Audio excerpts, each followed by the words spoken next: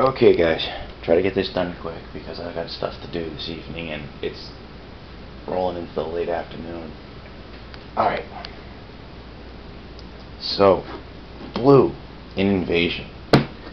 Some of you are sitting there going, wait a minute, you didn't draft last night? No, I didn't draft last night. I went to a small birthday gathering for a friend.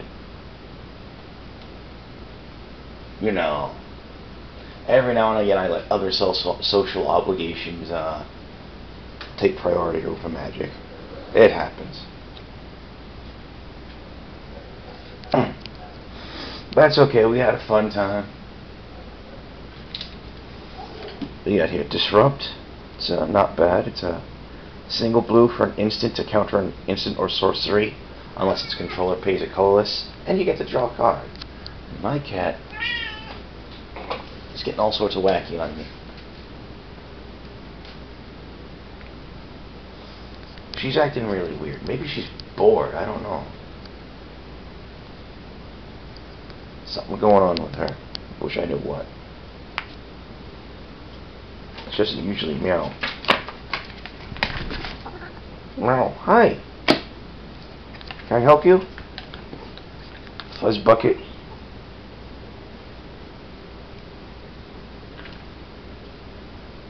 Head's the only place she really likes being pet. You can still see she had a bald spot right there from over-grooming herself. She's a dipstick. She's a good cat most of the time, though. However, for any of you thinking, oh, I like your cat, she's so pretty, don't go near her. She hates strangers. She will hiss at you like a pit of vipers, and she has absolutely no moral objection to taking a chunk out of you. None at all. Trust me on this one. When my mom was watching the cat, she got out of her apartment once, and because while I was in the military, my mom was watching the cat for me. Like I was saying, the cat got out of the apartment once, and she followed someone around, got into someone else's apartment. They couldn't do anything with her, and they called animal control, and animal control picked her up. And then my mom caught wind of it, and she called them, and they're like, yeah, we caught a cat by that description, but we don't think this is your cat, lady. So she comes down, and they're talking about how it took 3 of them to subdue her without hurting her, and that she was clawing and hissing at everyone and everything, and they put her in a cage, and she was making all sorts of noise, so they put her in her own little cage, in her own little, on the floor in her own little room, and put a towel over her cage so she couldn't see anyone coming or going, and yeah, she got put in the box. She was a bad prisoner. But, so, you know, they're like, yeah, we think this cat is feral.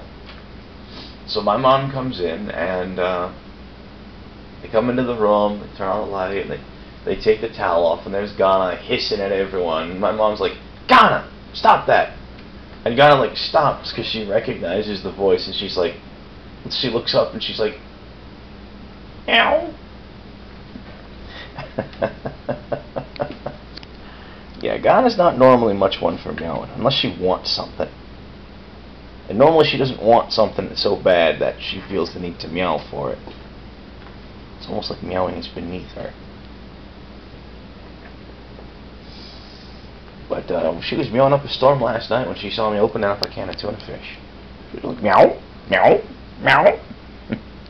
Anyways, Essence Leak. If Enchanted Permanent is red or green, at the beginning of its controller's upkeep, the controller must pay its casting cost or sacrifice it. That's kind of nasty overall. Fairy Squadron, not really too keen on. It's a 1/1 for a blue mana. With a kicker of 3 and a blue. If you pay the kicker cost, comes into play with 2+1/+1 counters and flying. So it's either a 1/1 ground pounder or a 3/3 flyer. Now, a 3/3 flyer for 5 and blue is kind of behind the curve. I mean, even Air Elemental's more effective than that, but I don't know. I don't know.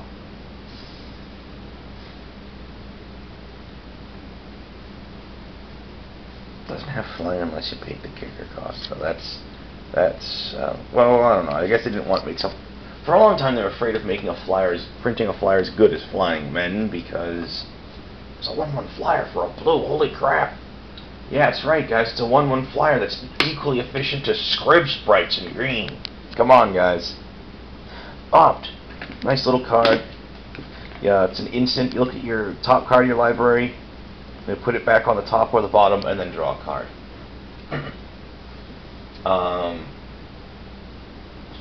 Scry 1, draw a card. Shimmering Wings is the last of the return to your hand enchantment cycle. Enchanted creature has flying, you can pump blue and return it to your hand. It's like, yeah, it's no longer advantageous for that guy to have flying. He needs it more. Stormscape Apprentice taps down a creature or pump black and tap for target player to lose a life. Any one of the apprentices with the white ability, the blue and the green apprentices are both great because you have they're tappers. Tidal Visionary, target creature comes to tap to make target creature color of your choice on a turn. It's a 1/1. He's okay. He's really useful in a set where color matters as much as it does here. Baron's Unmaking. See, this is a card that caught my eye as I was sorting through them. It's costs in a blue for an instant to return target permanent to its owner's hand if it shares a color with the most common color on the board. It's a colors in a blue as opposed to blue for Boomerang, which does the same thing without the color restrictions. Seriously, this card really could have stood to have like a kicker cost of blue and to let you ignore the color restriction.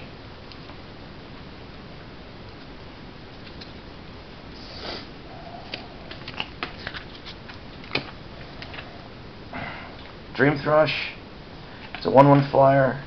Colors for blue. Tap, target land becomes a basic land type of your choice till end of turn. That could be interestingly used to screw over your opponent's land base as much as to fix your own. So it's kind of fun. Monomaze. Players can't play spells that share a color with the spell last played this turn.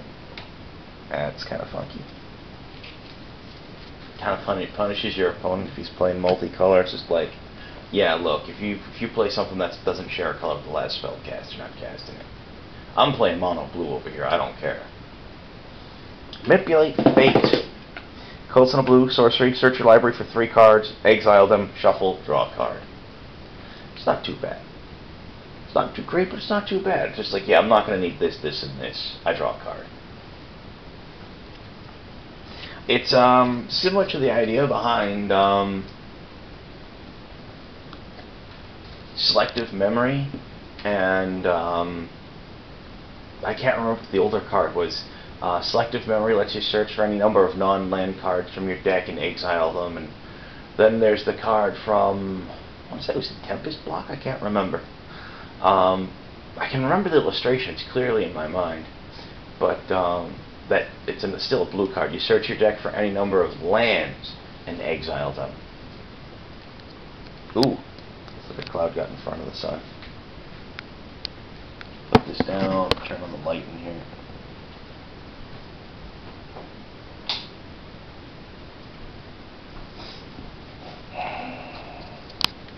Here we go. Metathran Zombie.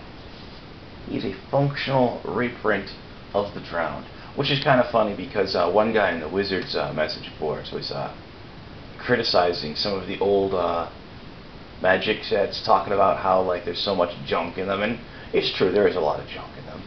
Though at the time, some of the cards that we consider junk now weren't really junk. Not all of them, mind you, but some. And he was talking about how the Drowned is just awful because it has an out-of-color regeneration ability, and I wasn't the only one who jumped on him for that one, going like, dude, what are you talking about? This is actually on curve for today. Look! This is a guy that as often as not doesn't know what the heck he's talking about. Sometimes he has a good idea, sometimes he don't. Prohibit, I've learned that I've just learned not to really like it. It's a colorless and a blue. To counter a target spell if the mana if the spell's mana cost is 2 or less. If you pay the kicker cost of 2 colorless, you can counter spells with a casting cost of up to 4. Now the problem is when you've got 3 color, when you're paying 3 colors and a blue, when you're paying 4 mana for a counter spell, you're expecting a hard counter for anything.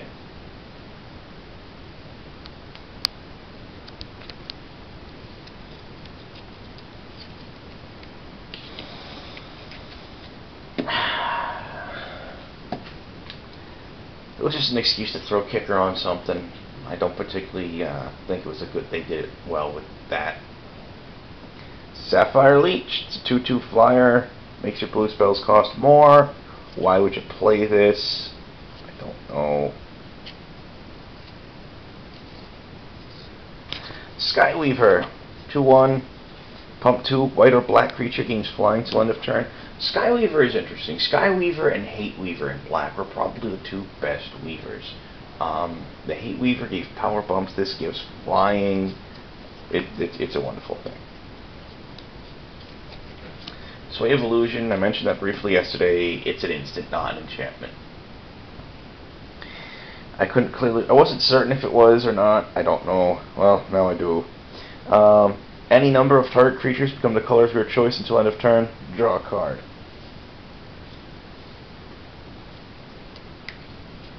It's alright.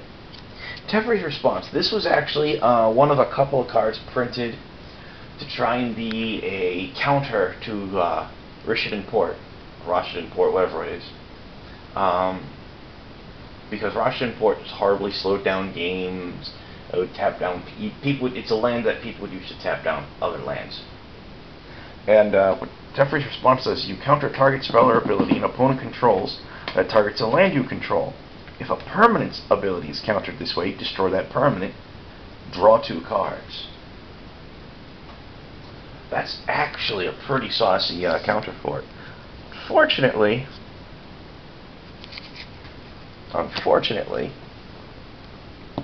it just didn't work out, and I don't remember if they ended up banning the port or not. I think they did. Not 100% certain.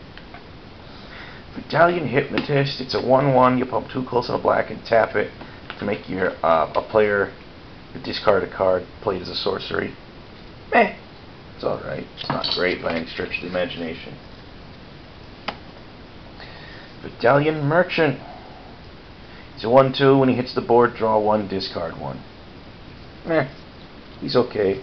I'd rather a tapper that did had the same effect. Wardly Council. Colors on the blue. Instant.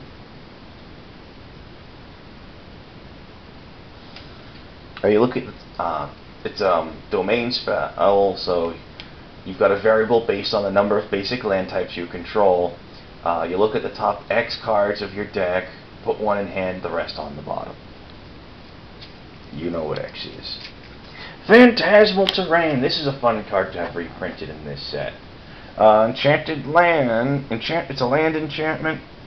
Enchanted Land becomes basic land type of your choice. You choose, of course, you choose the type when it comes into play, but it's kind of funky. I mean, you can do some mana fixing on your side. You can mana screw your opponent, especially in the same set with Dream Thrush. I'm not draft a bunch of Dream Thrushes in Phantasmal Terrain. Why are you doing that? Because there's no land destruction running around. And I'm a jerk. Crystal Spray, 2 colors and a blue, instant change text of spell or permanent by replacing all instances of 1 color word or basic land type with another until end of turn. Draw a card. It's not bad. It's alright. Exclude. 2 colors and a blue, counter creature spell, draw a card. Not bad. I mean, it's basically a slightly upcosted remove soul that gives you a card draw. It's alright. It's not bad at all. It's solid. Probe. 2 colors and a blue, draw 3, discard 2. If you paid the colors and a black kicker, your opponent discards 2 as well. But he doesn't get the advantage of drawing 3. Repulse. Return target creature to its owner's hand, draw a card. It's an unsummon with a draw card effect built onto it. It's okay. Now here's something interesting. Shoreline Raider. He's a 2/2 merfolk with protection from Kavu. This is the first time I ever recall seeing a creature, or any perm for that matter, with protection from a creature type. Yep, that's right, folks. Baneslayer was not the first one to do it. For that matter, this was also before they invented the concept of protection from creatures, which has been on a couple of cards. That's okay. The Tolarian Emissary, it's a 1/2 flyer. You pay the kicker cost, and you nuke an enchantment. It's okay. It's not fantastic, but it's okay. Tower Drake. I like this guy actually better than the Tolarian Emissary. He's 2 colors on a blue for a 2/1 flyer with inflatable toughness with white. Pump white mana, inflate his toughness if you need it. It's alright. He's a 2-power flyer. Swing! Traveler's Cloak. It's a creature enchantment. You draw a card when it comes into play. When it hits the board, you choose a land type, the basic land type. The enchanted creature has that basic land walk. Nice. No, let's just choose a land type. Okay. That's kind of interesting, because it just says choose a land type. I have to check the Oracle text on that one, because I'm forced to wonder if you can just sit there and plain and say Locus. Yeah. Yeah, for those that don't know, Locus is an actual subtype of land. I think the Urza lands were given the subtype of Urza after a while. I can't remember. I have to double check that. Well-laid plans. Enchantment. Prevent all damage that will be dealt to a creature by another creature if they share a color. It's kind of interesting. Metathran Transport. It's a 1/3 flyer. Can't be blocked by blue creatures. You pump blue into it. Our creature is blue till end of turn. That's actually a functional reprint of, I believe it was the Philomerid from Tempest, which looked like a giant flying squid. Not going to pretend to understand that one either. Collective Restraint. That's a card I kind of wish I had more of. I only own 3 apparently. Creatures can't attack you unless their controller pays X for each creature attacking you, where X is the number of basic land types you control. Yeah, I mean, if you compare that to Propaganda or Ghostly Prison, that's not too bad, actually. I mean, if you're playing a 2-color deck, it's usually at least as good as Propaganda or Ghostly Prison. If you're going 3 colors or more, it's frequently better. Factor Fiction, another card that I wish I had more of. The infamous thing at the time was to say end of turn Factor Fiction for the win. It's 3 colors and a blue. Instant, you reveal the top 5 cards of your library. Opponent separates them into 2 face-up piles. Put one of those piles in your hand, the other in your graveyard. That was an incredible card tutoring.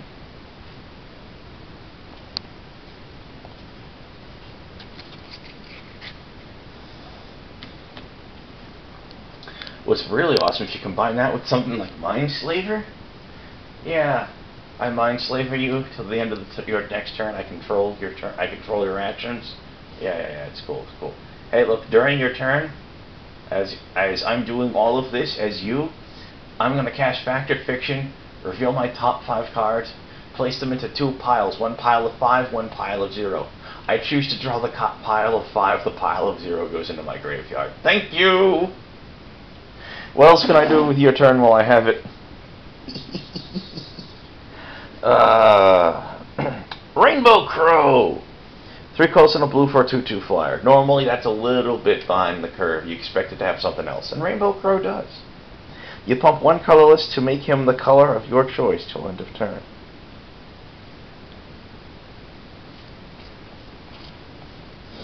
In a color matter set, that's actually not bad. Anywhere else, that'd be horrible. Fidelian Serpent, he's a 2/2 for 4 mana and can't attack unless defending player has an island. Seriously, guys, a 2/2 for 4 is your base? What were you thinking? However, the kicker cost is small, only 2 colors. If you pay the kicker cost, he comes in with 4+1/+1 counters. That's pretty saucy. Unfortunately, it's attached to a crappy body. Washout. Return all permanents of the color of your choice to owner's hands. It's a sorcery. It's not too bad. Blind Seer. The character of Blind Seer in the novels was actually Urza Planeswalker in disguise. Suddenly have like the original Highlander movie in my head. It's like, I am in disguise. Anyways, he's a 3/3 for 2 and double blue. You pump a colorless and a blue, target spell or permanent becomes the color of your choice till end of turn. It's alright. It's not too bad. Breaking Wave, also 2 colorless and a blue. You can pay 2 colorless if you want to play it as an instant. Simultaneously untap all tapped creatures and tap all untapped creatures. It's kind of wacky. It's interesting. You can do stuff with that. Metathran Aerostat. It's a 2/2 flyer for 2 and double blue. You can pay X and blue and put a creature card with mana cost X from your hand into play. If you do, return the Aerostat to owner's hand. It's okay. I mean, it's a way to get around like mana. It's a way to get around color costs that you can't currently play. Stormscape Master. Pump double white to give a creature color protection.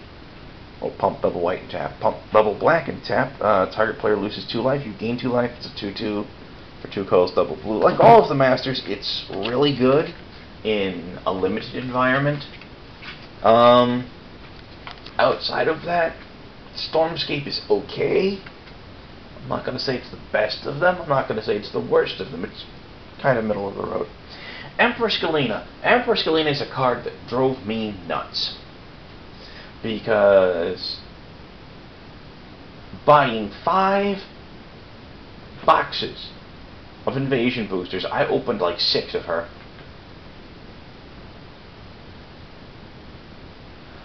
And that just drove me up the wall, because she's one of the worst rares in the set. I mean, she has an interesting ability and all, but she's just a horrible rare. And that just drove me up the wall, because like in those 5 boxes of boosters, I only got like, for example, like 2 or 3 Blazing Specters. Like I only got 2 Urza's Rage, which I still have. We saw those the other day. No, that's screwed up. I mean, you know, the good rares I only get maybe 2 copies of out of 5 boxes of boosters. Empress Galena had some boxes that had 2 of her, and I'm like, really, guys? Really, Empress Galena of all things? What is wrong with you? She's 3 and double blue for a 1/3. She's legendary. At the time, legend was a subtype and not a super type, so her creature type is just legend. $10 says she's a legendary merfolk today. Blue, tap to gain control of target legendary permanent.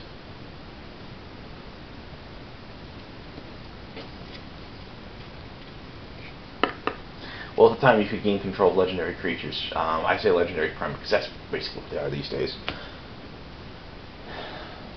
Original text was legend or legendary permanent. So, whatever. Psychic Battle. Alright. For those of us who have played during Lorwyn block, I'm going to summarize what it says for you. Whenever a spell with targets is played, clash. Whoever wins if anyone wins the clash, the winner of the clash gets to may declare new targets for the spell. It's just whenever a player chooses targets. Doesn't have to be part of a spell. That's interesting, actually. Whenever a player chooses 1 or more targets, each player reveals the top card of their library. The player reveals the card with the highest converted mana cost may change the target. If 2 or more cards are tied for highest cost target, or targets remain unchanged.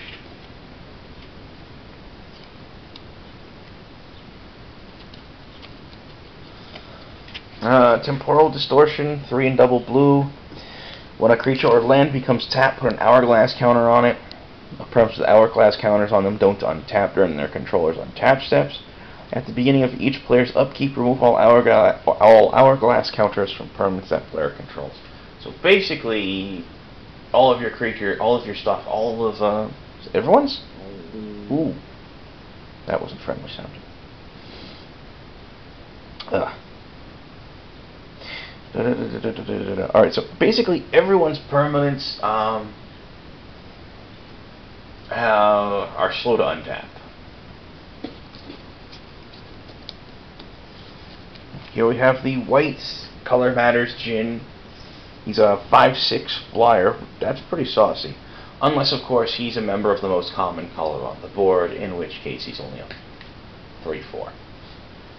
Which still isn't all that bad for a flying body.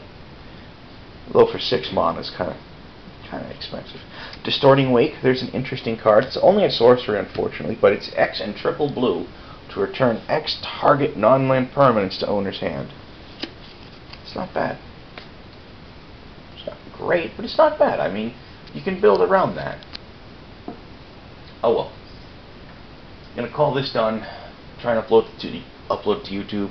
Hopefully it takes less than 2 hours. I've been posting stuff onto YouTube last couple of days and not being able to properly post it onto Wizard's message board in as a timely a fashion as I would like. But I think that's happening today too. For those who look for the links on the message board, I apologize. But there's only so much I can do right now, you know? Alright, have a good one, fellas.